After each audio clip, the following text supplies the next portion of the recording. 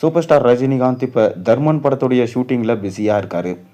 மேலும் இந்த தர்மன் படத்தை அஸ்வந்த் மாரிமுத்து டைரக்ட் பண்ணுறாரு. தொடர்ந்து இந்த தர்மன் படம் அடுத்த வருஷம் பொங்கலுக்கு ரிலீஸ் ஆகலாம் என சொல்லப்படுது. அதை தொடர்ந்து இந்த வருஷம் அக்டோபர் 15ஆம் தேதி சூப்பர் ஸ்டாரோட ஜெயிலர் 2 படம் ரிலீஸ் ஆகுது. ஜெயிலர் 2, தர்மன், தலைவர் 174 இந்த படங்கள் மீது இருக்கிற எதிர்பார்ப்பை விட தலைவர் 175 படத்தின் மீது தான் அதிக எதிர்பார்ப்பு. காரணம் தலைவரோட கெரியரோட எண்டு. மேலும் இந்த தலைவர் 175 தான் சூப்பர் ஸ்டார் ரஜினிகாந்தோட லாஸ்ட் படம் என சொல்லப்படுது.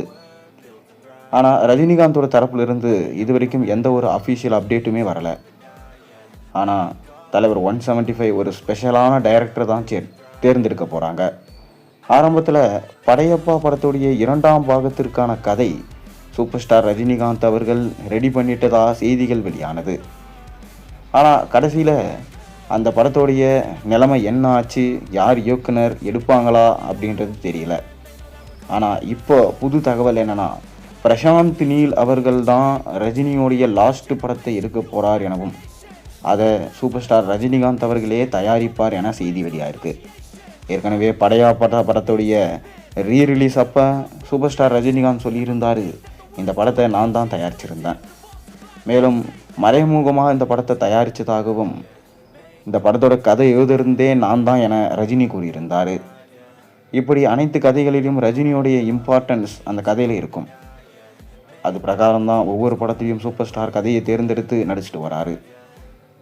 சூழல் இப்படி இருக்க பிரசாந்த் நீல் ரஜினியை சந்தித்து ஒரு கதையை சொல்லியிருக்கிறாரு. ஏற்கனவே பிரசாந்த் நீல் இப்போ ஜூனியர் என்டிஆரை வச்சு டிராகன் படத்தை டைரக்ட் பண்ணிட்டு வராரு. இப்படி இருக்க KGF 3 எப்போ வரும்னு சொல்லிட்டு இன்ன வரைக்கும் அனௌன்ஸ்மெண்ட் வெளியிடலை. சலார் 2வும் அதற்கான ப்ராசஸ் போய்கொண்டிருக்கு. இதற்கிடையான கேப்பில் தான் ரஜினியை சந்தித்து பிரசாந்த் நீல் ஒரு கேங்ஸ்டர் கதையை சொல்லியிருக்கிறாராம். ரஜினிக்குமே அந்த கதையை பிடித்து போனதுனால கூடிய விரைவிலே இதற்கான பேச்சுவார்த்தையில் ஈடுபடுவோம், அதற்கு முன்னாடி முழு கதையும் டெவலப் பண்ணிட்டு வாங்க என ரஜினி கூறியிருக்கிறார். பிரசாந்த் நீலும் இப்போ ரஜினியோட ப்ராஜெக்டுக்காக கதையை ரெடி பண்ணிட்டு இருக்காரு. ஒருவேளை இது கிளிக் ஆகும் பட்சத்தில் தலைவர் 175 லாஸ்ட்டு படம் கண்டிப்பாக பிரசாந்த் நீல் தான் எடுப்பார். ஆனால் ஒரு பக்கம் ரஜினிகாந்த் ரசிகர்களோ ரஜினிகாந்த் கடைசி வரையும் நடிக்க வேண்டும், தலைவர் 175 படத்தோடு அவரோட நடிப்புக்கு முழுக்கு போடக்கூடாது என சொல்லப்பட்டு வருது.